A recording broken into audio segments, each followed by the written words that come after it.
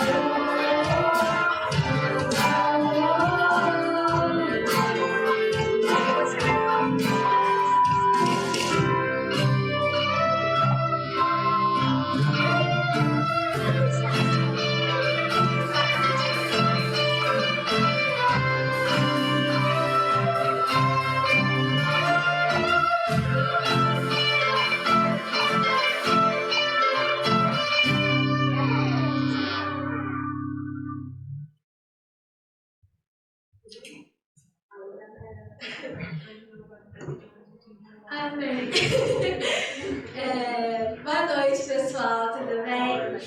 Bom, eu queria que a gente abrisse aqui juntos em João 1 a 10 e vai ficar aqui também no slide, pra quem quiser acompanhar. Só para a gente começar esse culto refletindo um pouco sobre a palavra de Deus e colocando o nosso coração no lugar, amém? Vamos lá. Eu vou começar a ler aqui.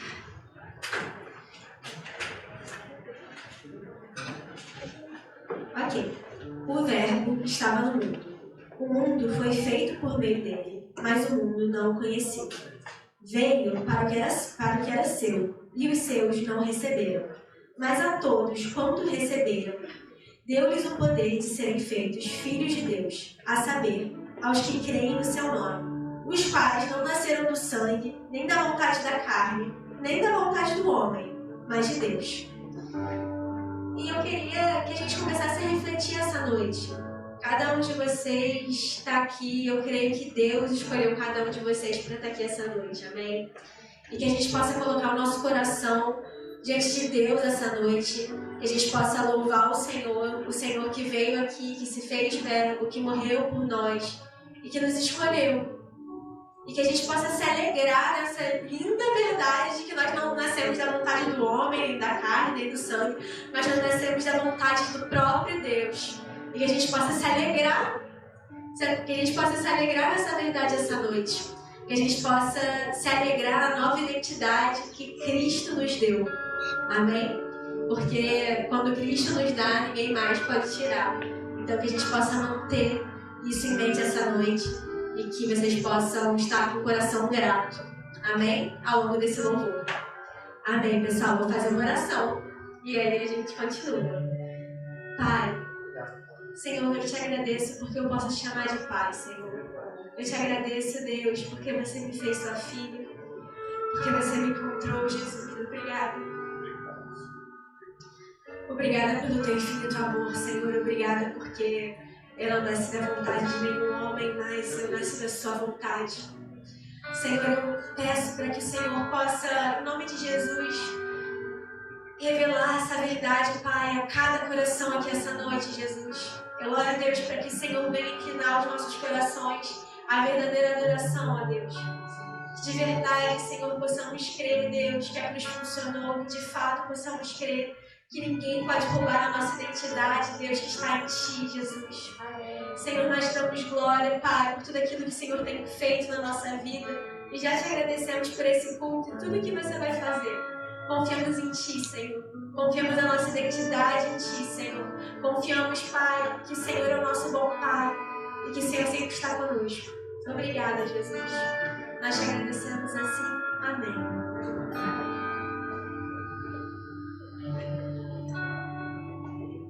Vamos continuar agora, então, no momento de louvor. Todos continuem de pé, por favor.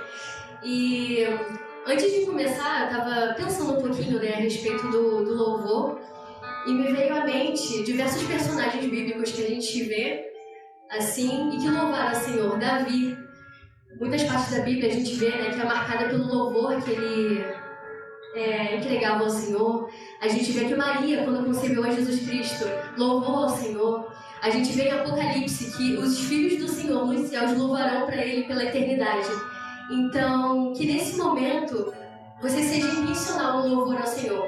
Que não venha ser apenas uma letra cantada, lida ou repetida aqui, mas que seu coração venha se prostrar ao Senhor nas verdades que estão sendo ditas aqui essa noite, amém?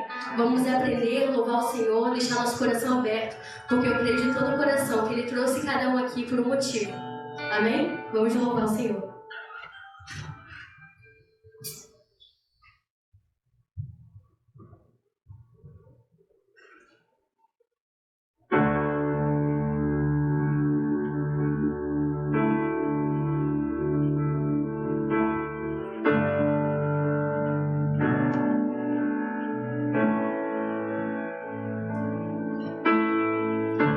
Início és a palavra.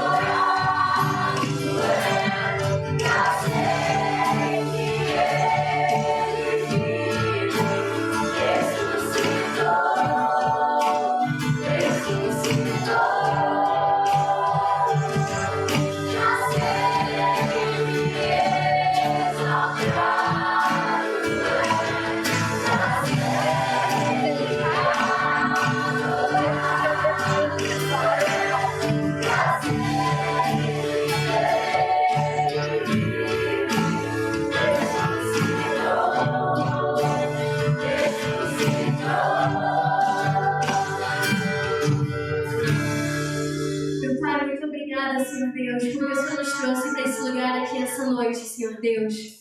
E nossos corações, Senhor Deus, quer mais de Ti, Senhor Deus. Então, em nome de Jesus, encha-nos com a Tua palavra. Que nessa noite, meu Pai, venhamos sair daqui diferentes, meu Pai. Não tocado por palavras de homens, Senhor Deus, mas pelo Teu Espírito Santo, Senhor Deus. Muito obrigada, Senhor Deus, pelo sacrifício de Seu Filho, que vive, meu Pai, e reina para todo sempre, Senhor Deus. Porque Ele vive, meu Pai, nós podemos crer no amanhã, Senhor Deus. Tu és o mesmo ontem, hoje e para sempre, meu Pai. Muito obrigada, Senhor Deus. Nós somos gratos porque o nosso coração, Senhor Deus, pode descansar nessa verdade, meu Pai. Em nome de Jesus, se há alguém aqui que não entende dessa verdade ainda, que Teu Espírito Santo, Senhor Deus, venha com amor, meu Pai, está ensinando, meu Pai, tocando esses corações, meu Pai. Só tenho a Te agradecer, meu Pai, nesse momento. Muito obrigada pela certeza de que o Senhor está nesse lugar, meu Pai, agindo sobre nós, sobre nossas vidas, Senhor Deus. Em nome de Cristo Jesus, amém.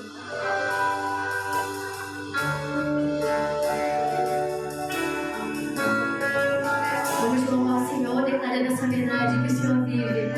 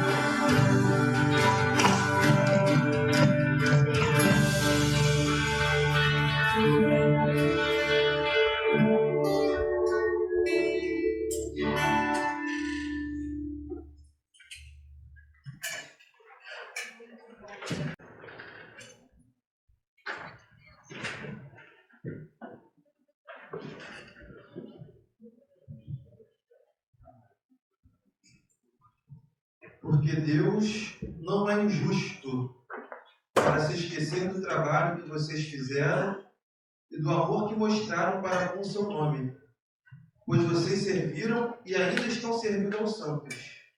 desejamos que cada um de vocês continue mostrando até o fim o mesmo empenho para a plena certeza da esperança, para que não se tornem preguiçosos, mas imitadores daqueles que, pela fé e pela paciência, herdam as promessas. Hebreus 6, 10 ao 13. Portanto, meus amados irmãos, sejam firmes, inabaláveis e sempre abundantes na obra do Senhor, sabendo que no Senhor o trabalho de vocês não é vão. 1 Coríntios 15, 58. Queria deixar essa palavra para o grupo jovem. Dizer que Deus se lembra do trabalho de vocês, que Ele não é justo para esquecer do trabalho de vocês. E que vocês continuem firmes e abundantes, porque o trabalho de vocês para o Senhor não é vão. Diz a palavra de Deus. É gratificante ver uma iniciativa jovem voltada para Deus. Esse é o verdadeiro curtir a vida, o verdadeiro aproveitar a vida. Os jovens estão no Instagram sensualizando, estão nas ruas bebendo, se prostituindo, achando que estão curtindo e aproveitando a vida, quando na verdade estão desperdiçando. Viver fora de Cristo é desperdiçar a vida. O verdadeiro curtir e aproveitar a vida é o que vocês estão fazendo essa noite. E é gratificante ver isso. Boa noite aos irmãos. Vamos até a palavra de Deus, o Evangelho segundo Mateus, capítulo 1.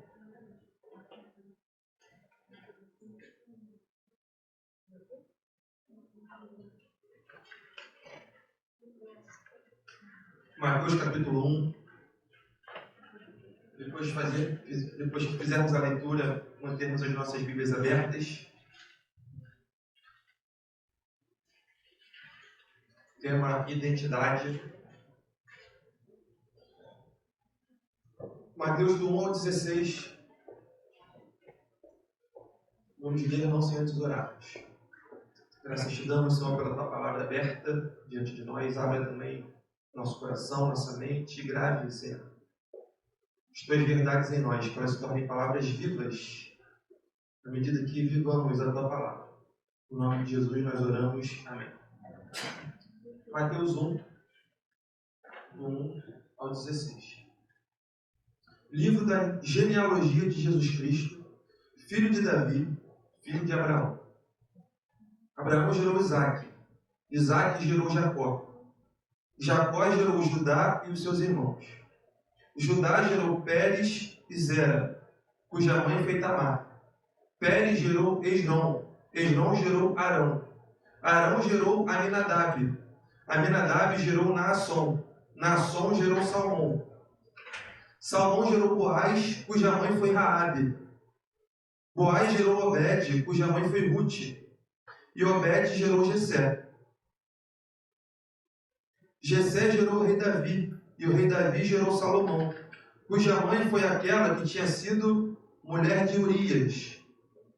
Salomão gerou Roboão, Roboão gerou Abias, Abias gerou Asa, Asa gerou Josafá, Josafá gerou Jorão, Jorão gerou Uzias, Uzias gerou Jotão, Jotão gerou Acais, Acais gerou Ezequias. Ezequias gerou Manassés, Manassés gerou Amon, Amon gerou Josias. Josias gerou Jeconias e os seus irmãos no tempo do exílio na Babilônia.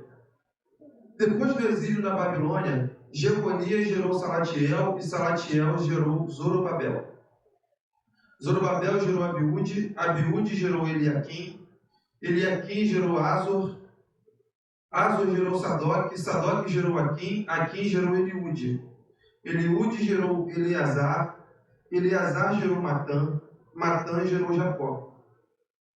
E Jacó gerou José, marido de Maria, da qual nasceu Jesus, que se chama Cristo. Mantenha a Bíblia aberta, vamos falar de identidade. Há muito a falar sobre esse tema. É um tema que eu particularmente gosto bastante. Sempre bato nessa tecla aqui na igreja. E confesso que eu tive dificuldade para não ser repetitivo. porque é algo realmente que não só eu, como muitos irmãos aqui, o próprio pastor Hélio, é um tema muito recorrente. E há muito a falar sobre o tema identidade. Me recordei de um livro chamado O Paradoxo da Escolha. B.R. Schwartz, o nome dele, um americano. Ele falando de como a liberdade de escolha provocou uma crise de identidade nos Estados Unidos. O que ele diz nesse livro? Que antigamente, na geração dele, as crianças cresciam sabendo que elas seriam. Elas seriam aquilo que os pais eram. Então, se o pai dela era agricultor, o garoto ia crescer sabendo que ele seria agricultor. A mãe era doméstica, ela crescia sabendo que ela seria doméstica. Mas com a revolução dos direitos, o poder de escolher o que quiser ser, ele vai falar no livro, a liberdade de escolha, ao invés de ser algo positivo, se tornou algo negativo. Porque quando os jovens se viram diante de uma infinidade de opções, o que gerou neles? Uma crise de identidade. Eles não sabiam o que escolher. Então eles ficam pulando, cada hora eles fazem uma coisa. Hoje ele quer ser músico, amanhã ele quer ser advogado, no outro dia ele quer ser youtuber. Porque a pluralidade de escolhas trouxe uma crise de identidade. Me ocorreu também o Toy Story 4, do Garfinho, que já foi pregado aqui. Ele tinha uma crise de identidade. A dona dele pegou ele do lixo, deu uma nova identidade a ele, e ele continuava se vendo como um garfo descartável. Poderíamos falar sobre isso, do quanto a ignorância ou a negação da nossa verdadeira identidade impacta na nossa vida. Mas eu pedi a Deus uma direção, o que falar sobre identidade hoje, para não ser repetitivo e ser bíblico ao mesmo tempo. E Deus me deu um tema chamado Uma Identidade à Prova de Tudo. Uma identidade à prova de tudo. Eu comecei a desenvolver esse pensamento quando eu fui estudar a etimologia da palavra identidade. A gente fala muito de identidade, mas o que ela quer dizer na sua origem? O próprio radical da palavra nos dá uma dica. Identidade vem de idem. Idem, a saber, igual, igualdade. E eu peguei uma definição melhor que eu vou pedir licença aos irmãos para ler aqui. Identidade significa estado de semelhança absoluta e completa entre dois elementos com as mesmas características principais. Do latim, identitas, a mesma coisa, idem, o mesmo, qualidade do que é idêntico. Então, quando a gente fala em identidade, a gente imagina uma autoanálise, uma descrição exata de quem nós somos. Nós somos tentados a olhar para dentro, para nós mesmos. E, de fato, ao olharmos para nós mesmos, nós podemos enxergar a nossa identidade. Mas quando a gente olha para a origem da palavra, a gente vai ver que a nossa identidade, ela pode ser encontrada e vai ser encontrada fora de nós. Porque o que é a nossa identidade? É sermos iguais, semelhantes a algo ou a alguém.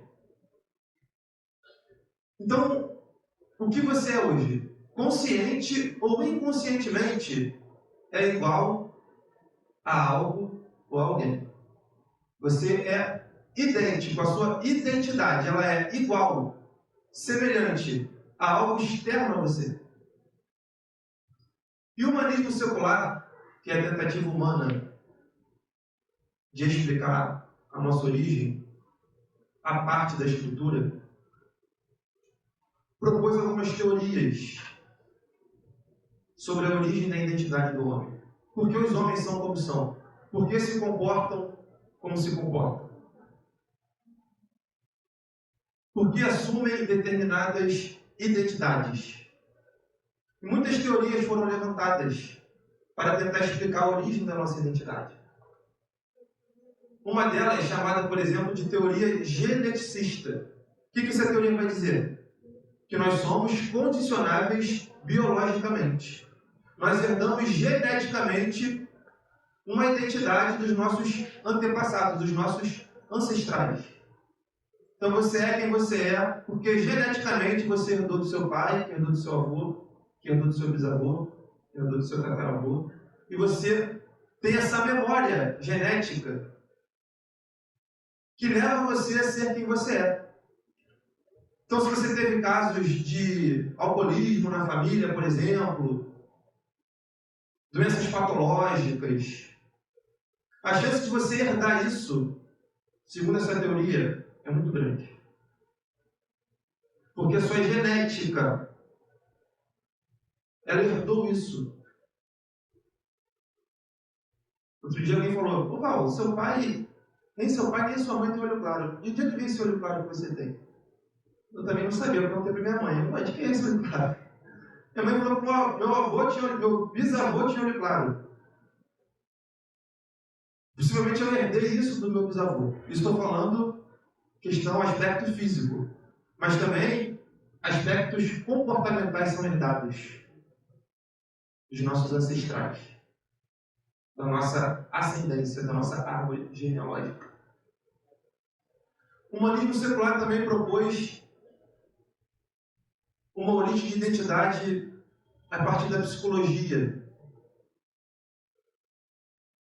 Homens tentaram definir a origem da nossa identidade a partir daquilo que nós absorvemos, especialmente no nosso contexto familiar imediato. O que você observou, absorveu na sua criação, isso vai definir a sua identidade. Então, se você cresceu em um lar disfuncional, com papéis invertidos, se você sofreu alienação parental, tudo isso vai forjar a sua identidade. Se você cresceu em um lar onde o trabalho é prioridade, você vai ser um adulto que o trabalho será a sua prioridade. Se você cresceu em um lar onde você observou vícios comportamentais, você vai herdar esses vícios comportamentais. Porque psicologicamente isso foi sendo gravado em você e você foi crescendo com essas tendências. Tentou-se explicar também a partir da sociedade, que a origem da nossa identidade ela vai ser forjada a partir do contexto em que nós vivemos. Então, se você cresceu na favela, por exemplo, isso vai fazer parte da sua identidade. É como é dito, né? Saiu da favela, mas a favela não saiu da pessoa. Por quê? Porque ela cresceu naquele ambiente e isso forjou o caráter dela. Se ela cresceu num contexto mais abastado, culto, isso vai ser verdade também sobre ela. Contexto social da pessoa. Colégio, as amizades, o extrato social que ela está inserido vai forjar a identidade dela.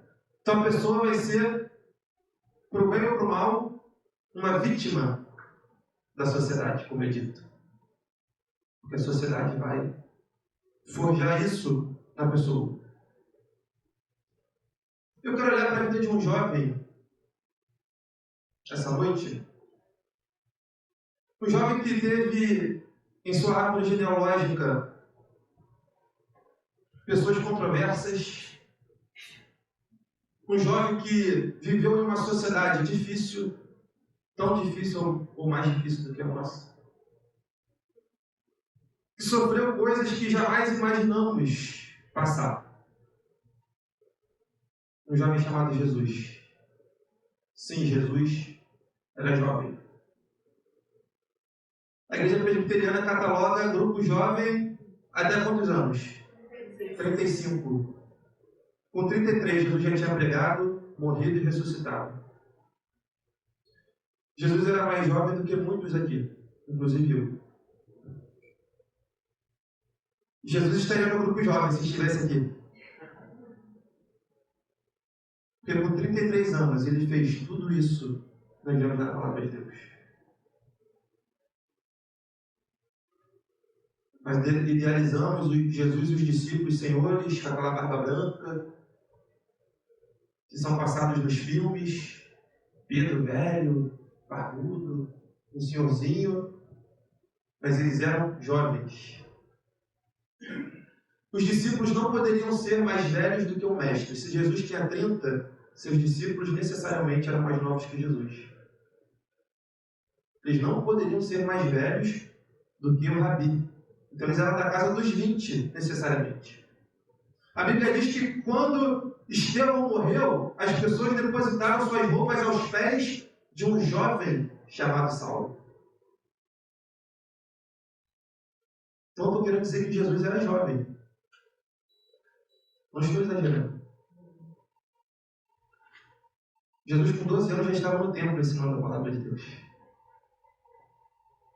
Com 30 começou seu ministério. Hoje nós temos homens de 30, 40 anos que são viciados em videogame, por exemplo. Jesus já tinha sido crucificado aos 33 anos. Então eu quero convidá-los a olharmos um pouco para a história de Jesus. À luz do que nós vimos que a sociedade propõe acerca da nossa identidade. Quando a gente lê aqui a genealogia de Jesus, nomes lindos, bíblicos, um olhar superficial vai nos levar a crer que são todos homens santos. São Judá, Santa Tamar, Santa Ruth, São Manassés. Então eu queria convidá-los a olharmos com um pouco mais de atenção para a árvore genealógica de Jesus. Olharmos com um pouco mais de atenção para o contexto em que Jesus viveu. E vermos que nada disso forjou uma identidade dele. Versículo 1 diz, mantenha sua Bíblia aberta, livro da genealogia de Jesus Cristo, filho de Davi, filho de Abraão. Hoje nós conhecemos Abraão como o pai da fé. Mas se você volta um pouco, você vai ver que Abraão era filho de Tera. Tera era um fabricante de ídolos da cidade de Ur dos Caldeus. Idolatrava as estrelas, os astros. E Abraão certamente herdou do seu pai essa herança idólatra. Abraão, depois de convertido, em momentos cruciais da sua vida, ele apelou para o expediente da mentira para salvar sua própria pele, a ponto de ser chamado a atenção por um rei egípcio. John Wesley, comentando essa passagem, disse uma vez: a pior coisa que existe para um cristão, para um filho de Deus, é ser chamado a atenção por um ímpio. Abraão, pai da fé, por senso de autopreservação, mentiu para um ímpio, foi desmascarado e foi chamado a atenção por ele. Abraão gerou, versículo 2, Isaac, que gerou Jacó. A maioria de nós aqui conhece a história de Jacó, que junto com sua mãe arquitetou um plano para o quê? Enganar o seu próprio pai para usurpar a bênção do seu irmão. Jacó, assim como Isaac, assim como Abraão, também utilizou muitas vezes a mentira como expediente. Isaac repetiu os mesmos erros de Abraão. Jacó repetiu os mesmos e superou. Conhecido como o enganador. Jacó gerou Judá, versículo 3, cuja mãe foi Tamar. Quem foi Judá? Pegue o relato da venda de José, você vai ver quem foi o irmão que teve a brilhante ideia de vender. José tinha 11 irmãos. A Bíblia cita um que deu a ideia de vender José. Justamente o Judá. Judá foi aquele que vendeu o próprio irmão. Ele que deu a ideia, cabeçou a venda do próprio irmão. E ele casou com Tamar. Leia comigo, eu vou ler alguns versículos aqui, irmãos, para vocês não acharem que eu estou exagerando, tá? Gênesis 38, versículo 24. Para não ficar só nas minhas palavras, eu vou convidar os irmãos a lerem alguns versículos comigo, para não ficar somente nas minhas palavras. Então, estamos vendo aqui que Judá casou com Tamar. Gênesis 38, 24 diz assim, ó. Passado quase 3 meses, foram a quem, irmãos? Dizer a quem? A sua nora Tamar se prostituiu, pois está grávida. Ao que Judá respondeu, tragam-no para fora, para que seja queimado. Então, esse casal aqui? Judá, um dos irmãos de José que o vendeu, casou com quem? Que era sua quê? Nora. Tamar casou com o filho de Judá, o filho de Judá morreu, e ela, para continuar dando sequência à linhagem da sua família, o que ela fez? Se fantasiou, fantasiou talvez não seja a palavra adequada, se disfarçou de uma prostituta e foi para o centro de prostituição local. E Judá, o seu sogro, largou sua mulher e foi para a casa de prostituição, onde, sem saber, se relacionou com Tamar, que era sua nora.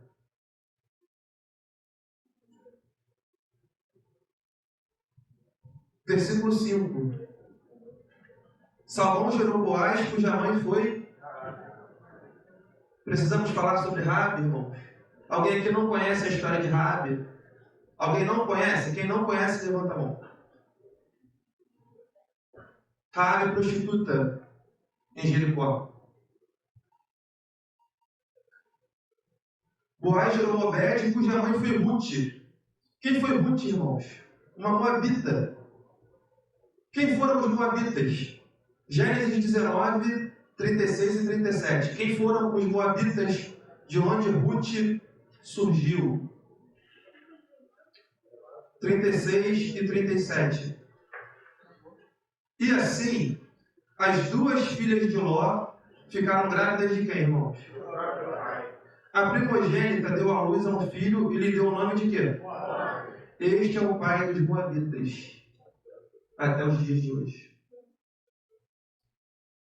Então, Ruth é fruto de uma relação das filhas de Ló com o próprio pai.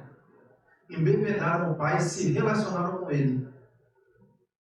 E a partir dali surgiram os moabitas. Versículo 6. Jessé gerou Davi. Davi gerou Salomão, cuja mãe foi... A Bíblia faz questão de dizer a marca que ficou sobre Davi. Conhecemos a história. Davi pega a mulher de seu soldado, seu amigo, engravida e o mata. Tudo isso na árvore genealógica de Jesus, tá, irmãos? Imagina, você botar sua árvore genealógica lá no colégio, apresentar e você contar a história da sua árvore genealógica. Davi gerou a Salomão. Gostaria de ler uma passagem aqui sobre Salomão. 1 Reis, capítulo 11, versículos 1 ao 5. 1 Reis 11, 1 ao 5.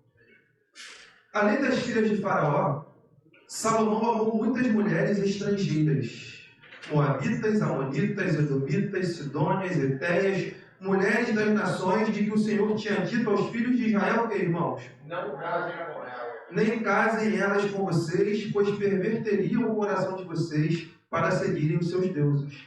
A esta Salomão se apegou pelo amor. Tinha 700 mulheres, que eram princesas, e 300 concubinas. E suas mulheres lhe perverteram o coração. Sendo já velho, suas mulheres lhe perverteram o coração para seguir outros deuses. E o coração dele não era fiel ao Senhor seu Deus, como havia sido fiel o coração de Davi seu pai. Salomão seguiu Astarote, deusa dos Sidônios, e Milcom, abominação dos amonitas. Linda a história de Salomão. 1000 mulheres. 1000.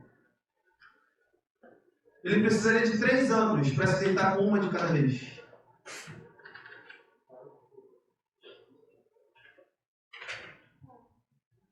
Adorou a deusa dos Sidônios. Colocou postes ídolos em Israel. Se prostrou a demônios em sua velhice. Versículo 7, Salomão gerou Roboão. Roboão, aquele que dividiu o reino de Israel, dividiu as 12 tribos. Roboão conseguiu ser pior que seu pai e a partir dele as tribos de Israel foram divididas.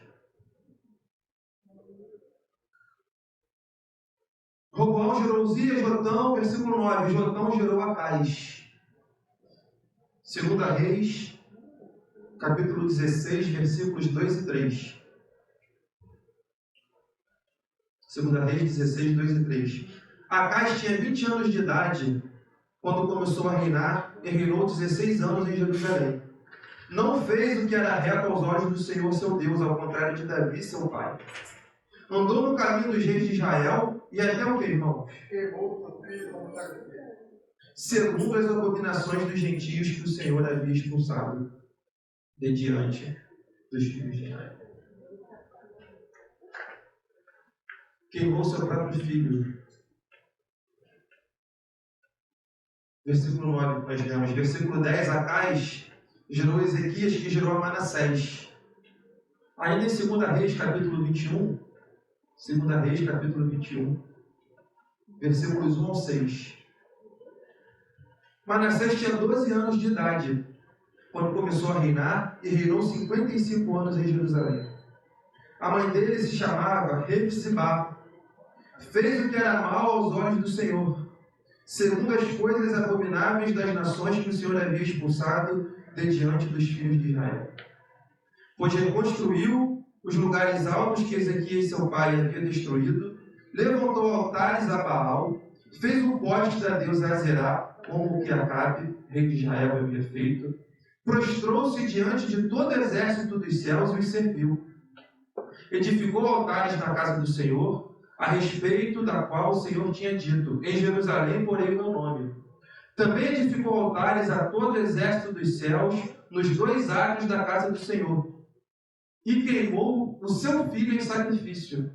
Adivinhava pelas nuvens, era agoureiro e tratava com médiuns e feiticeiros.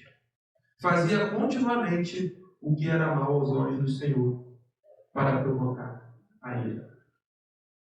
Manassés, um feiticeiro, praticante de magia negra, que sacrificava seus filhos a demônios. Faltaria tempo, irmãos, para dissecarmos a genealogia de Jesus e seus ascendentes. Um olhar breve nos mostra que, a julgar por isso, Jesus jamais seria quem ele foi e quem ele é. Caminhe um pouco comigo. Jesus nasceu.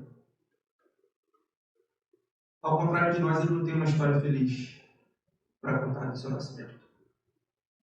Jesus não tem um álbum de fotos. Jesus não tem uma plaquinha que foi pendurada na maternidade.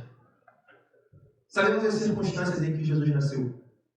Em uma manjedoura, local onde se coloca comida para animais. As portas foram fechadas para sua mãe, seu pai e ele na barriga. Jesus nasce e é apresentado no templo. Lucas capítulo 2. A Bíblia diz que seus pais apresentam o quê? Um par de rolinhas. Por que apresentaram um par de rolinhas? A lei dizia que deveria ser apresentado um cordeiro como sacrifício.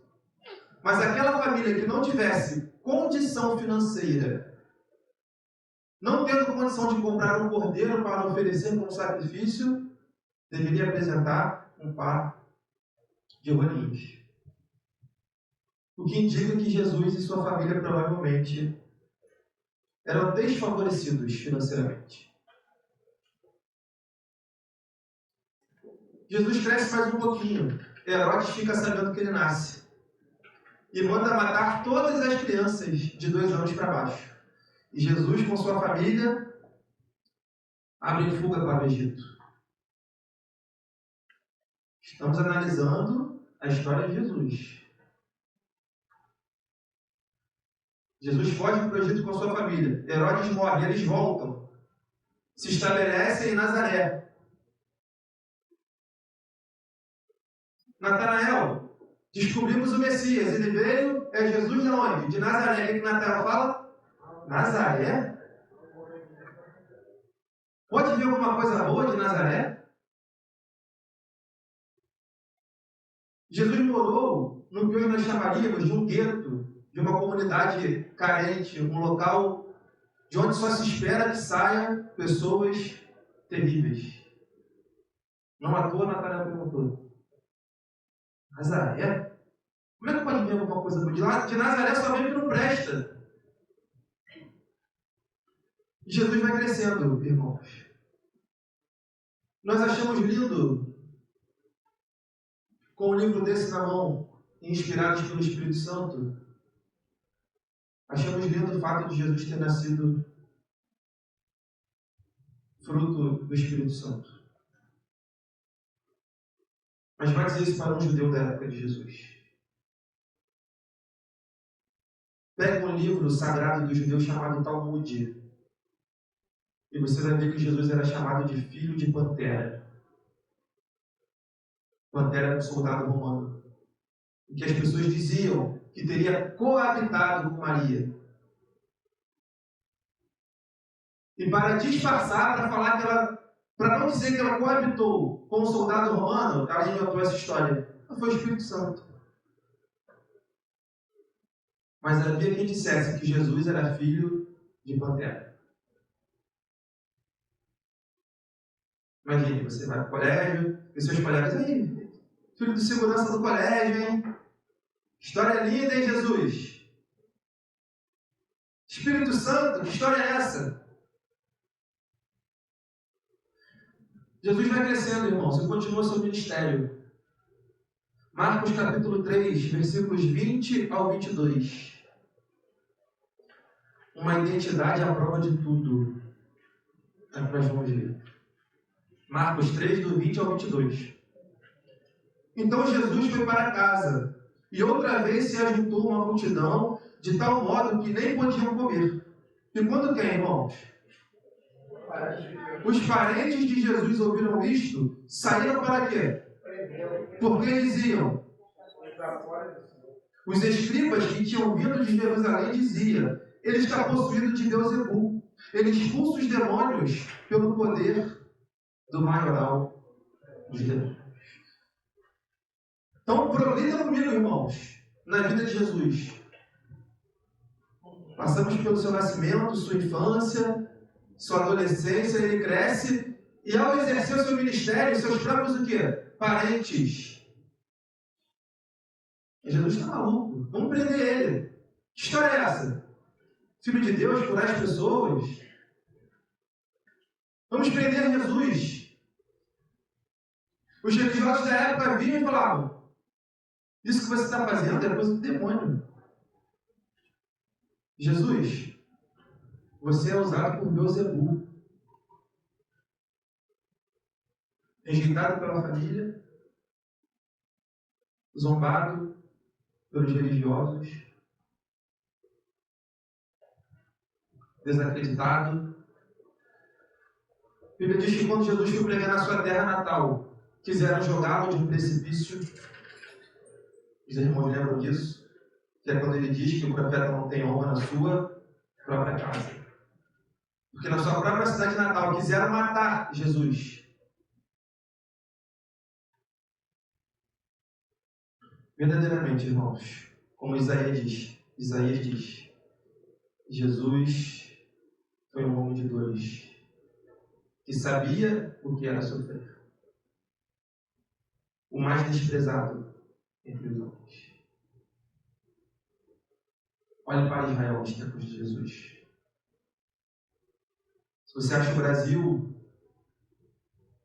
um país difícil, vá viver na Jerusalém de Jesus. Oprimida politicamente por Roma. Oprimida religiosamente pelos fariseus. Um fardo terrível. Uma opressão terrível. Foi nesse contexto que Jesus nasceu, cresceu e viveu. E se identidade é você ser idêntico, semelhante a algo ou alguém, a quem Jesus foi semelhante?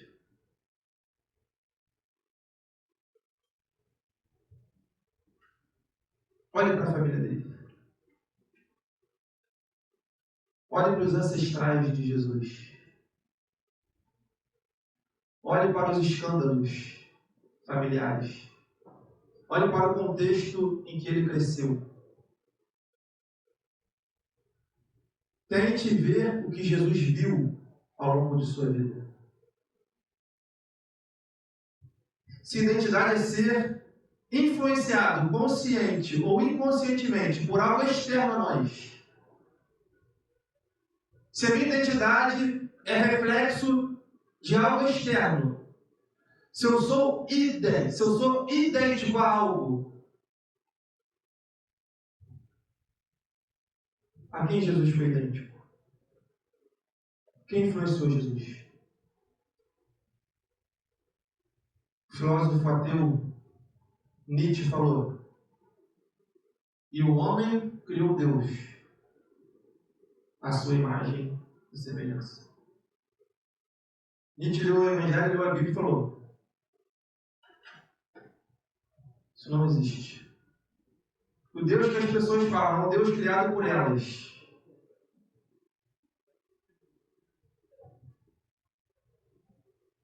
Mas que homem? A que homem Jesus é idêntico? Qual homem criaria um Jesus como o da Bíblia? Qual homem criaria um ser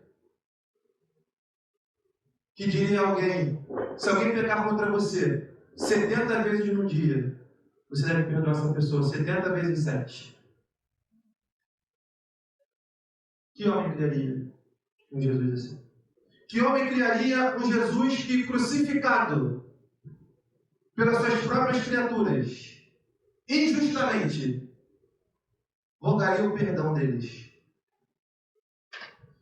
Que homem que, sabendo que seria traído, ao ver o seu traidor chegando, se aproximaria e daria um abraço ao seu traidor? Quem inventaria um homem assim? Quem inventaria um homem que diz que se você olhar com luxúria para alguém, você já está adulterando em pensamento, mesmo que ninguém saiba? Veja o grau de pureza de Cristo. Que homem teria um grau de pureza como esse para inventar, para que Jesus fosse semelhante a esse homem? Que valor social, cultural, transmitiria essa identidade a Jesus?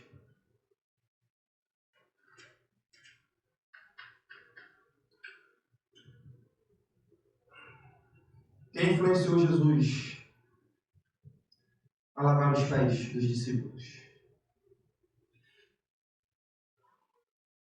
Quem influenciou Jesus a curar a orelha do soldado que queria prendê-lo e matá-lo? Então, a julgar pelas narrativas humanas,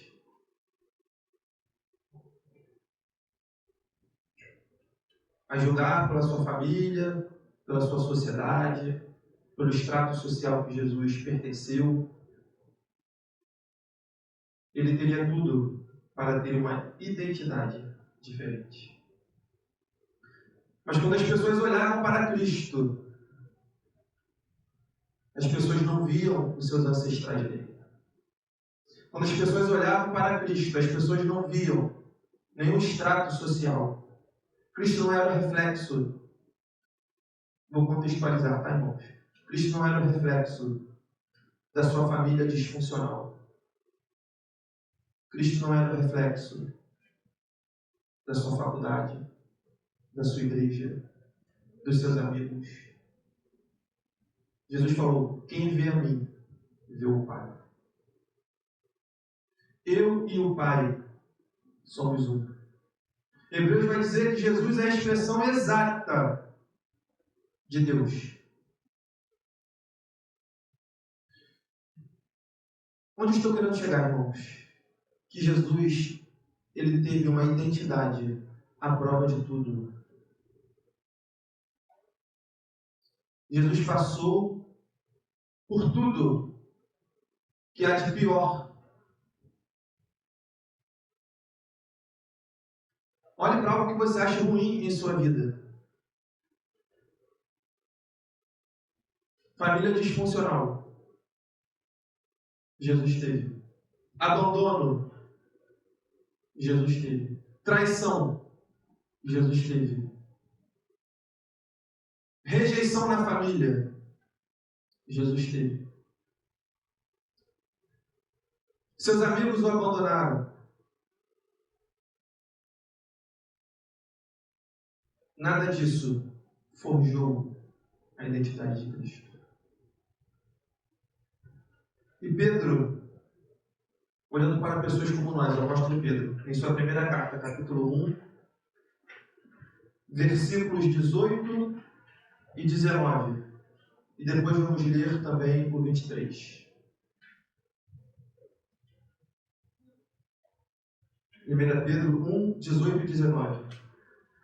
Sabendo que não foi mediante coisas perecíveis, como prata ou ouro, que vocês foram resgatados da vida inútil que seus pais o quê? Mas pelo precioso sangue de Cristo, como de um cordeiro sem defeito e sem mácula. Versículo 23. Porque vocês foram regenerados, não de semente corruptível, mas de semente incorruptível, mediante a palavra de Deus, a qual vive e é permanente. Então Jesus veio ao mundo, irmãos, e com seu sangue, acabamos de ler, nos comprou, nos resgatou de todo o legado inútil que nossos pais nos legaram. E nos regenerou. Cristo veio e nos deu uma nova vida. Nascemos de novo. Cristo rompe com um passado que a Bíblia chama de inútil e nos dá, a partir de então, uma nova identidade, a prova disso tudo. Romanos capítulo 8, Paulo fala, versículos 28 e 29. Romanos 8, 28 e 29. Sabemos que todas as coisas cooperam para o bem daqueles que amam a Deus, daqueles que são chamados segundo o seu propósito. Pois aqueles que Deus de antemão conheceu, Ele também o que, irmãos? Para serem o quê? Conformes à imagem de seu Filho, a fim de que Ele seja o primogênito entre muitos irmãos. Então, se identidade tem a ver com ser a imagem de alguém, um reflexo de alguém, idêntico a alguém, a palavra de Deus nos diz que Deus nos predestinou para sermos a imagem de Jesus.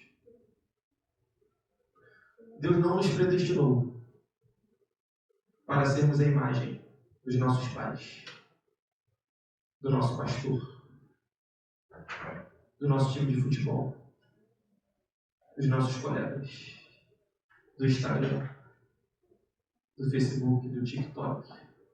Deus nos predestinou para sermos a imagem do seu Filho.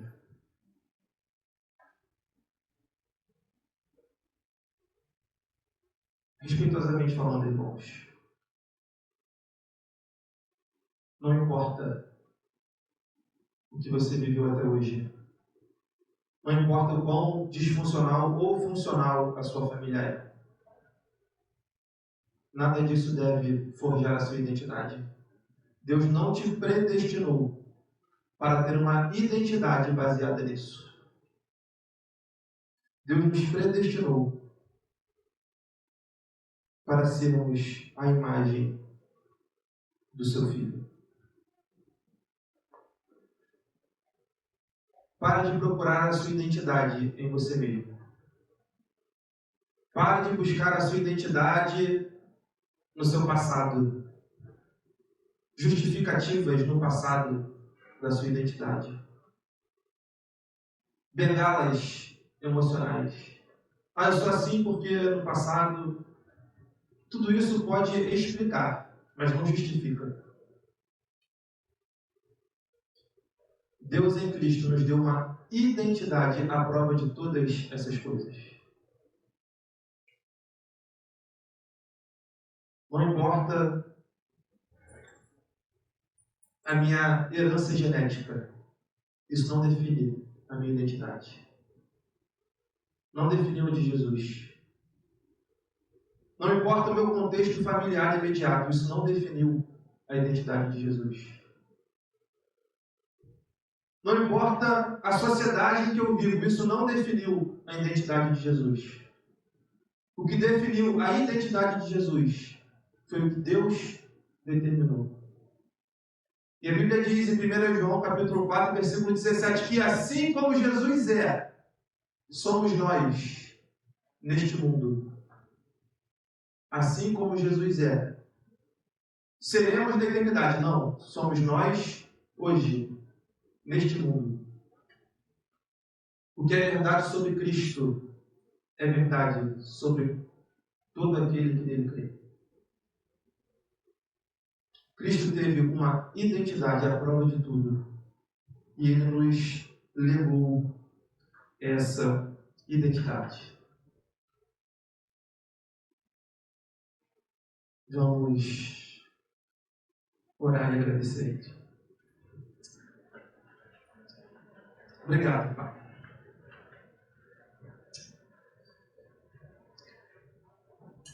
Obrigado, Jesus, porque o Senhor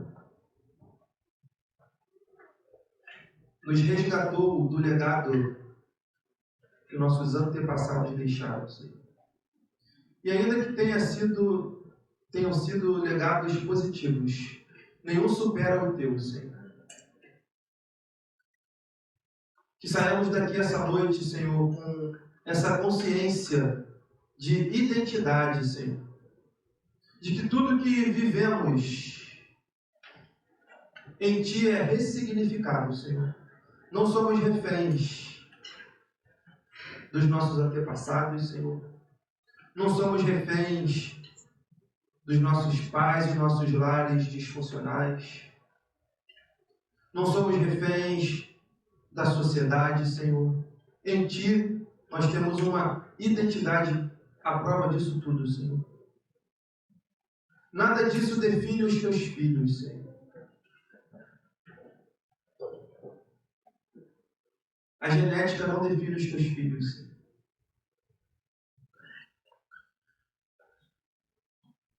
Lares conturbados não definem os Teus filhos, Senhor. Companhias não definem os Teus filhos, Senhor. Estratos sociais não definem os Teus filhos, Senhor. Tu nos predestinou para termos a identidade, sermos idênticos ao Teu Filho Jesus. Que toda vez que formos tentados, Senhor, toda vez que cada jovem ou adulto aqui for tentado a enxergar a sua identidade fora de Cristo, que essas verdades venham ser trazidas à memória, Senhor. E que possamos viver acima de toda circunstância terrena, Senhor. E vivermos de maneira digna do nosso chamado. que é a nossa identidade em Cristo Jesus. Nós te agradecemos, Senhor, pela tua palavra essa noite, que ela venha trazer libertação na mente dos teus filhos. Em nome de Jesus. Amém.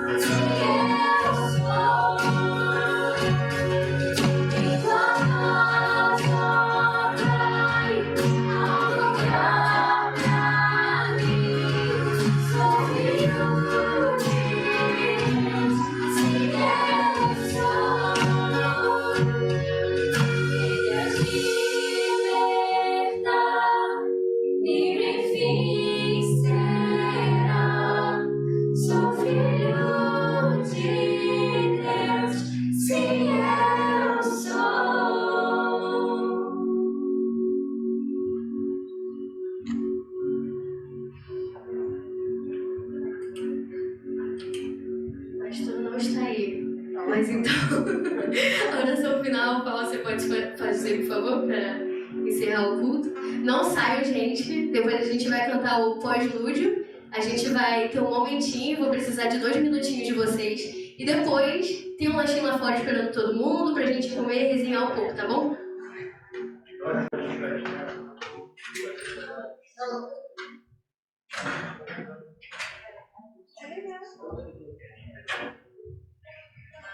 Vamos orar, irmãos. Graças te damos, Senhor, por mais esse culto, essa iniciativa que foi tua, Senhor. Não foi humana, foi uma iniciativa tua pela instrumentalidade dos jovens da Igreja Presbiteriana Semear, Deus. Pedimos a tua bênção sobre esse grupo, que o Senhor continue inspirando, Senhor, cada jovem, capacitando, fortalecendo, Senhor, que eles cresçam, Senhor, abundantes na tua obra. E agora, Senhor, pedimos que o Senhor nos leve em paz, guarde na nossa volta para os nossos lares, Senhor, que encontremos nossos familiares com saúde, com paz, que a tua graça seja conosco, o teu amor e as doces consolações do teu Espírito Santo repousem sobre nós. É o que nós pedimos em nome de Jesus. Amém.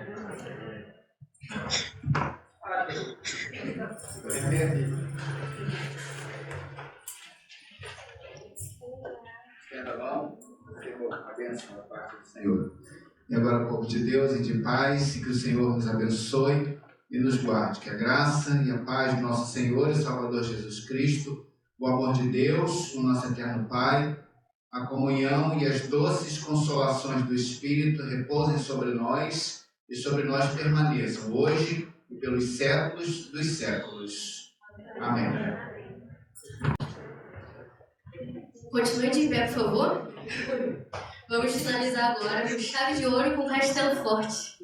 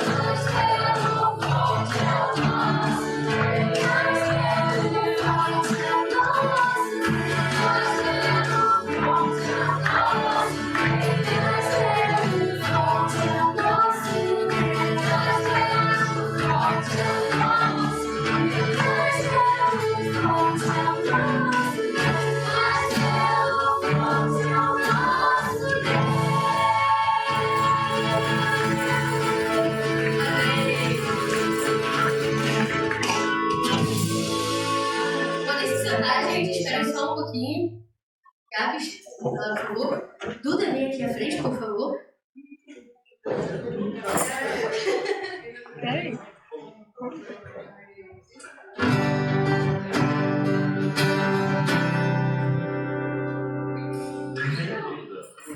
Gente, pra quem sabe e quem não sabe, foi aniversário da Duda quinta-feira. A gente tem um negocinho pra ela. O presente dela ainda não chegou. Ainda. Mas é uma cartinha pra você, amiga. Nós te amamos muito, tá bom? Pastor, pode olhar pela vida da Duda, por favor?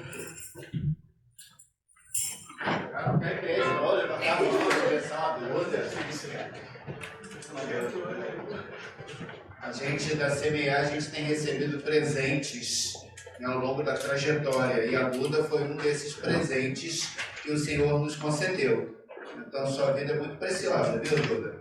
A Duda veio chegando, já lidera hoje a mocidade, né? A mocidade tem caminhado muito bem sob a liderança da Duda. Então a Duda foi um presente precioso para a gente. Então estenda sua mão em direção à Duda. Vamos assim orar, né, pedindo que o Senhor continue com suas bênçãos, que o Senhor já tenha abençoado a vida da Duda. Senhor, muito obrigado pela preciosidade que o Senhor colocou aqui em nosso meio. Nós somos gratos ao Senhor por isso, porque o Senhor tocou no coração dela, trouxe para cá, ela e o Rafael, junto com a Esther, vieram aqui visitar, e aqui o coração, ó Deus, já foi direcionado pelo Senhor, e ela está conosco, ó Deus, e liderando a tua juventude. Nós agradecemos ao Senhor por mais um ano de vida e que o Senhor continue derramando das tuas bênçãos sobre ela, sobre a sua família e sobre o relacionamento com o Rafa, para a honra e glória do Senhor. No nome de Jesus. Amém. É isso, gente. Todo mundo liberado. Um lanchezinho lá fora.